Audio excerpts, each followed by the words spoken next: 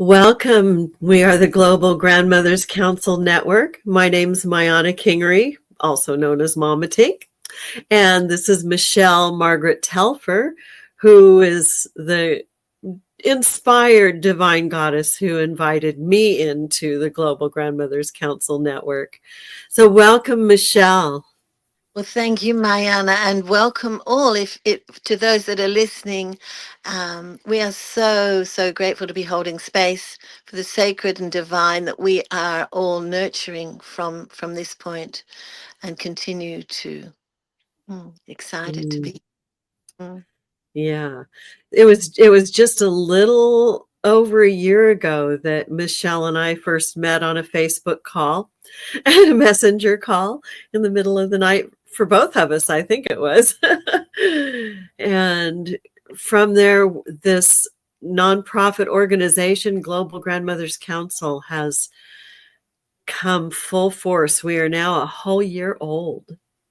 We've got our feedings and our Incredible. diapers changed. Incredible. Yeah, teething problems, and continue to feed the needs that we're finding.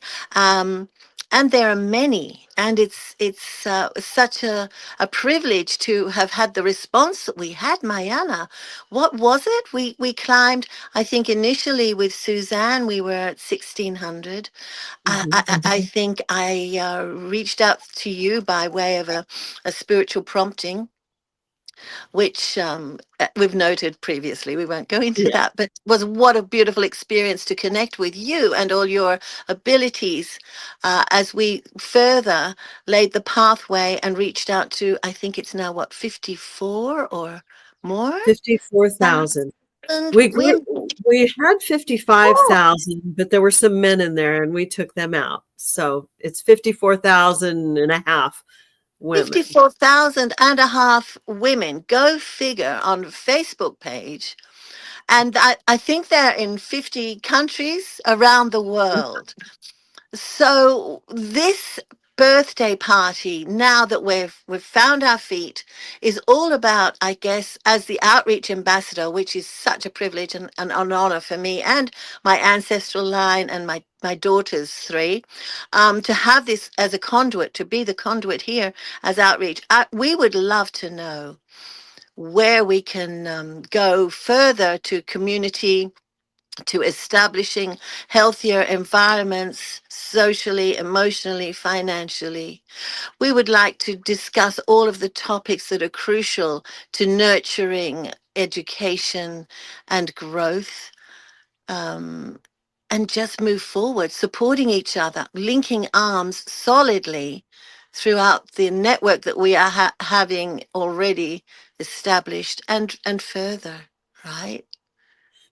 And bringing, not only bringing our wisdom and the grandmother's wisdom of our elders, even elders from us that are in the group, but to share it with the world, to share it with the children and the grandchildren.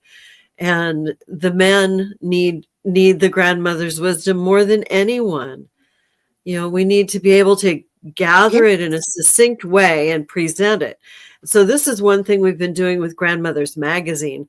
That's one of our biggest accomplishments this year, is we've published Grandmothers Magazine now for 8 months, and it's full and rich. Yeah. It's Yeah. amazing. Well, two huge topics there. I mean, initially, I'll just pick up on the magazine for a moment because that is glorious. We're on the ninth issue, and we have the beautiful Kalina, who is our featured grandmother. So every month, a featured grandmother. And so far, it's been, I was fortunate. Yeah, I was featured, but we are going to be reaching out and expanding that. We have Welsh, we have French, we have Scandinavian, Finnish, Norwegian, Swedish. We have Africa, we have Zaire, we have Angola, we have South Africa, we have Ethiopia, and more. We have Spain and Portugal, Greece, Turkey. Iran, so and India, Uzbekistan, so many countries, many women to feature, and as Mayana was saying, to collectively collate the wisdom of the grandmothers, the traditional, cultural, inherited stories, songs, dances, recipes, to Mm. collate that in one place and actively engage in nurturing that for the future generations in case we forget, in case that is the last auntie that knew that story. Let's honor the rivers and all of the elements that nurtured us back before we became victims of a society, the patriarchal system. On If I may just jump in again here, Mayana, this is something that we've discussed a lot. The patriarchal system, they're dissatisfied. They're very much at a loss, especially the younger men and young boys. The old men are disappointed, disillusioned. I see this and I'm reaching out to them, as is Mayana, and we're working on this. So we would love to hear and start collating a more. We have some, but we want to sort of inspire that. So yeah, so on that, just reaching out and collate and starting to collate and encourage our beautiful masculine divine to be the seed bearers of the future for the masculine and emulate their grandfathers, great grandfathers, and learn to nurture their history. And yeah, so it's a privileged position of great potential, and we which we enjoy and see. Yeah, and Mayana knows much more about the intricacies of all of the data we're collating in administration. That's her gift. Yeah, the administration has been the Wonderful. job, the task at hand. You know, and Kalina Baines is the editor of the magazine. I just wanted to get her full name in there. She's our editor, and she will be featured this month also, but she's been the one who's created it. And she just created a new group on Facebook, a Global Grandmothers Magazine group. And we're looking for young people and men to submit articles too. This is the Grandmothers is putting out the magazine, but it's not only grandmothers that need to speak. Yeah, Grandmothers have things to hear from the children, and from, it's that communication both ways that's so important. We've kind of lost a lot of the intergenerational communication, and um, definitely we've lost interspecies communication. But absolutely. so we have a vision for the Global Grandmothers Council network, that it's broad and wide. And we know that it takes little focal points to get to that vision. Little seeds. Yeah. Yeah. And yes, and then watch them sprout. I mean, just as we have with some of the things that we're beginning to nurture and see and thrive. There are so many facets. The cultural thing for me is my biggest passion, and sending back from the museums to the countries from whence things have come, so that they can be acknowledged, remembered, and given pride of place in their homeland, in the heart of their people, in the countries from whence they were taken. And the Some, Vatican. pardon? And from the Vatican. And from the Vatican, and from areas that we're not allowed to reach, but that we will. This is a project that is very close to our hearts as well, and making sure that we're getting the literature and information that we need to nurture a fully embodied mind, an inquiring mind, and have the adequate resources to nurture that inquiring mind, to wherever that young mind wants to go.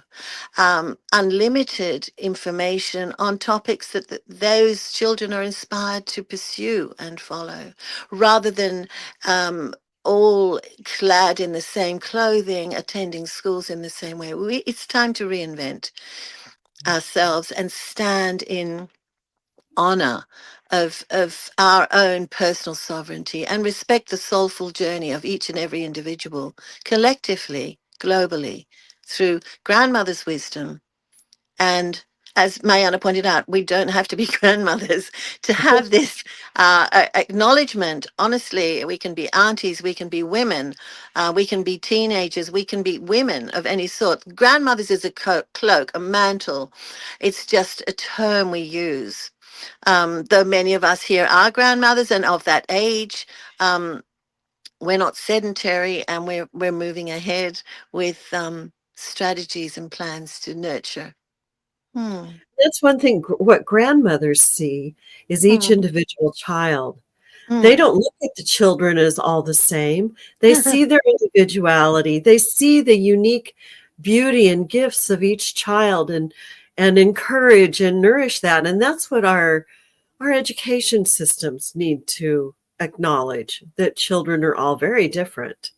And to find those treasures and gifts within each personality and each precious being that can bloom and thrive. Yeah, Yeah. I think a lot of the problem with children these days is they're a little hyper. Well, I would be, you know. I was raised a wild, free spirit. I was fortunate. My dad was a journalist. We traveled a lot around the world, and I learned a lot of different cultures and ways. And those opportunities have been taken now, and people sort of the pressure for monetary gain has been tremendous in the last certainly 30, 40 years. Too much. So I do was, I. my children were latchkey kids, but these days, latchkey being they had a key, they let themselves in whilst I was at work.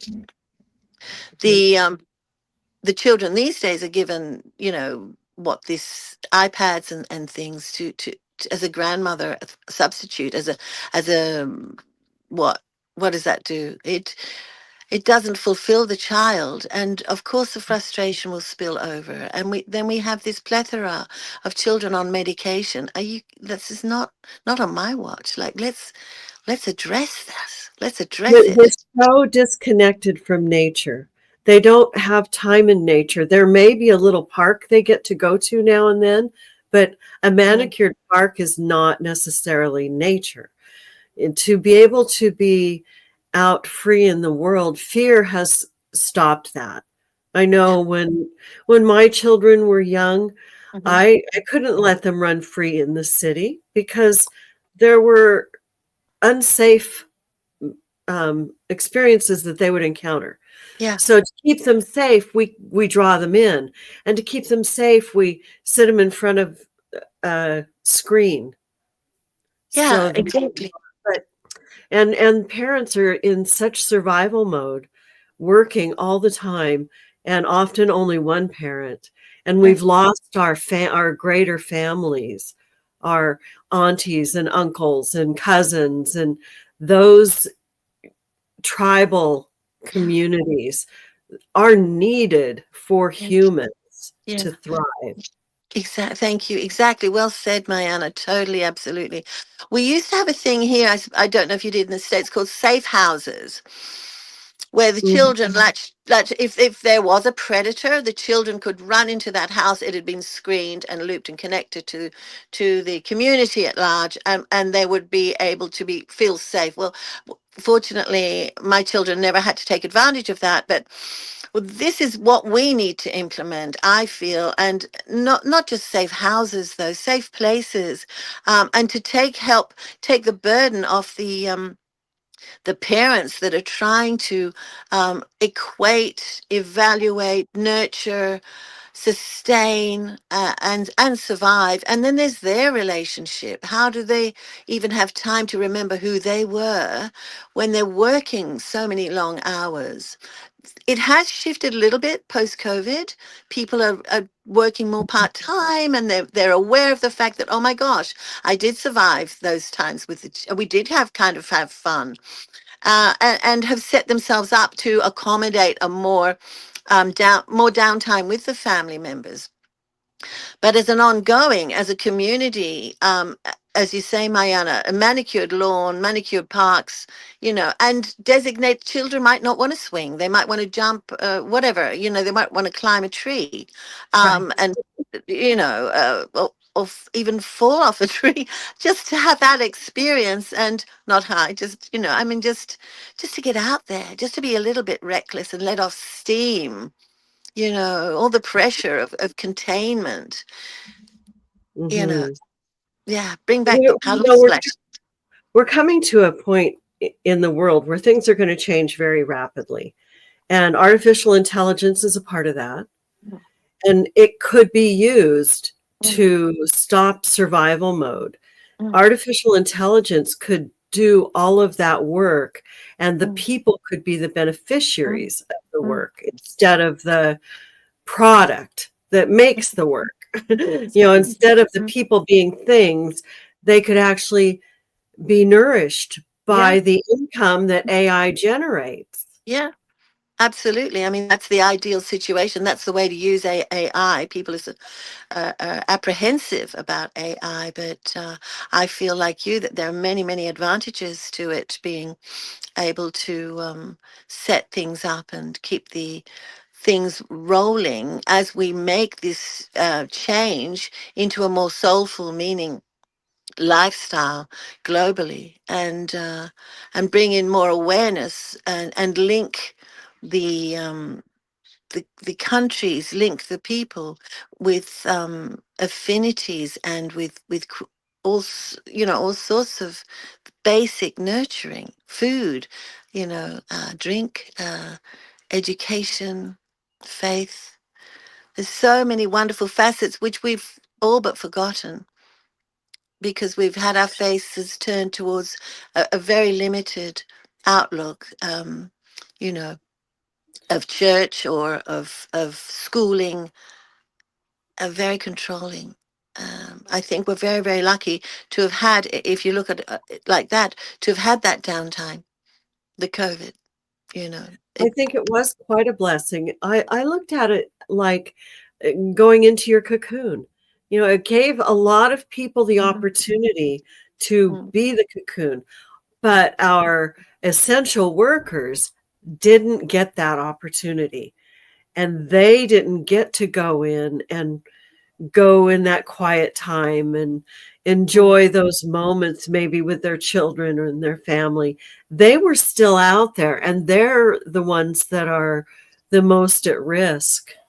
And I have a great compassion for the medical community. The yeah, COVID has showed us how Western medicine is broken. COVID showed us a lot.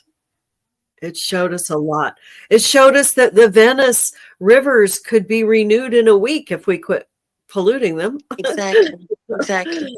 So yeah, it was a good time for pause, break, and rethink, restart, reboot humanity, and that was wonderful to see. But yeah, you're right. I mean, the medical people and science, but even post COVID, now we are seeing so much more astronomy, so much more insight into the cellular aspects and facets of the human body.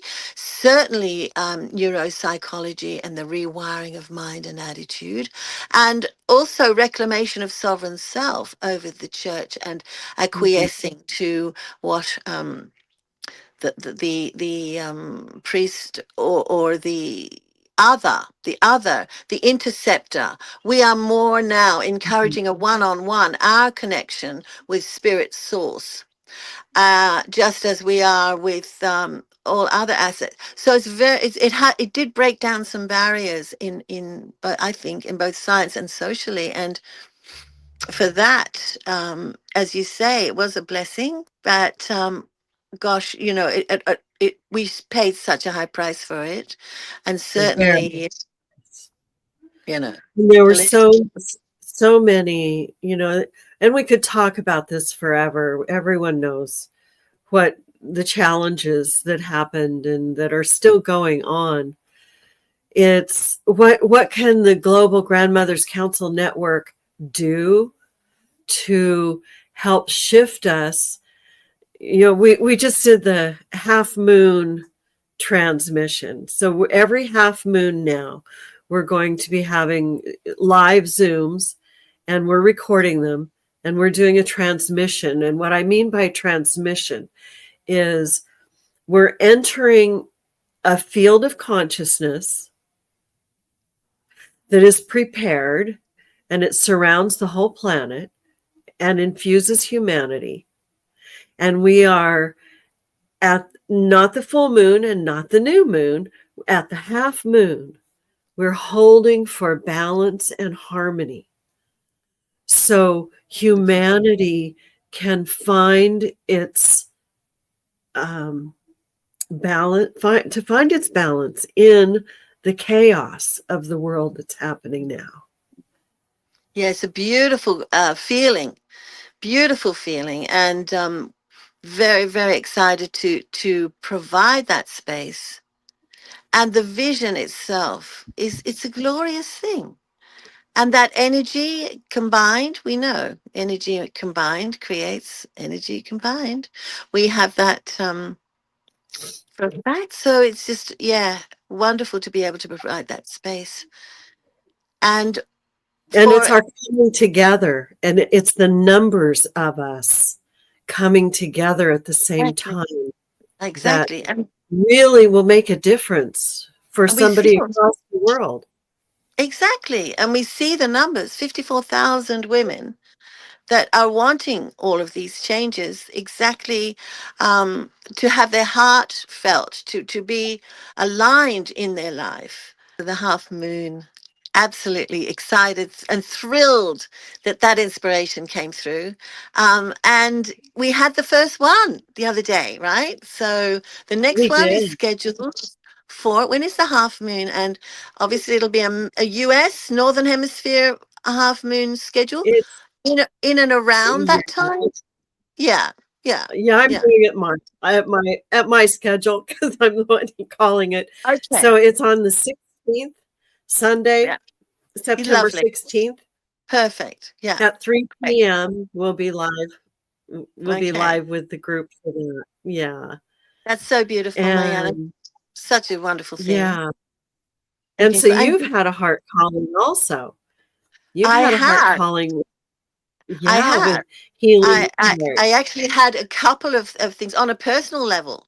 To to um to be honest, I had a physical issue, which I was able to address, focus in on, and heal. So I'm now off that medication completely, and the doctors are thrilled with me. They Yeah, just don't get it, but they get it. And so, but yeah. my and so the in context now, I can actually speak about the healing of the heart, the overburdened, overtaxed heart, the heart that is just feeling so despondent, so unseen, and we're all up in the head. Well, turn the head off slowly, turn that volume down. Turn the volume down in the mind, and then just sit with your heart. And I've collated a course. It's a 12 chapter booklet.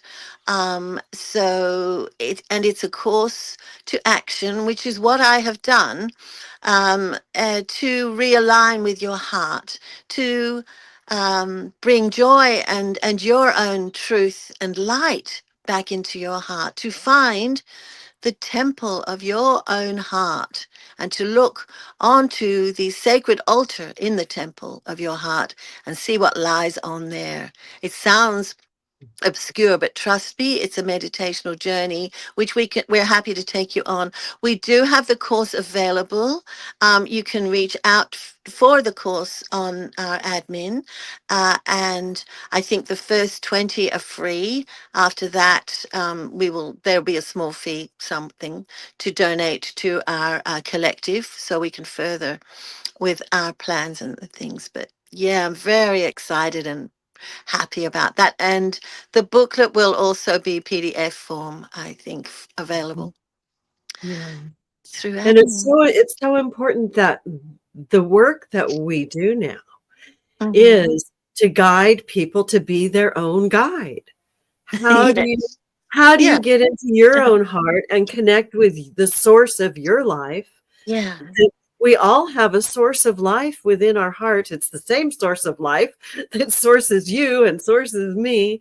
It's And it's by going within that we really can find that, and then the exploration of bringing that out into exactly. expression and fully embodying our own heart passion. Mm. Exactly. And it changes everything, even as you know now, and I'm sure you all have had changes of heart, but this has actually changed my me on a cellular, and that is what is available. I mean, I'm no different to anyone else, and if you follow the process, or want to add or enhance it, and have discovered another way, we'd love to discuss this further. This is something very close to our heart. And Mayana is actually involved with a group called the Heartists, Global Heartists, which is another facet, another string in her bow. So we Yeah. we have been so excited to present this podcast. This is the first of the beginning of the new, that we'll be delivering with invitations, and maybe different topics. And we just wanted to reach out and say we're here. Don't forget to reach out to us. Mayana has been amazing. She's combated her cells to be here with us today. And she's been under the weather, as we say in Australia. She's been a little, um, what's the word, diffused, but Oh, well, I've holding space for us all. So I just wanted to say thank you to Mayana. Deep bow to all of us, and also to Kalina Baines, and best of luck with this new issue for us all. And best of luck for the changing seasons, north or south hemisphere, wherever you are. Have a beautiful time. Remember to stay congruent with yourself. Hush the mind, hear the heart, stand in your light, and we'll see you soon. Yeah. Thank you Thank all. This is our first run for the Global Grandmothers Council Network podcasts, and we'll be doing interviews on subject matters and hearing stories and songs and poetry. Just whatever you have to bring, we want to hear it. We want you to join us. So, thank you, Michele. Thank you. thank you all. Thank you all. Thank you.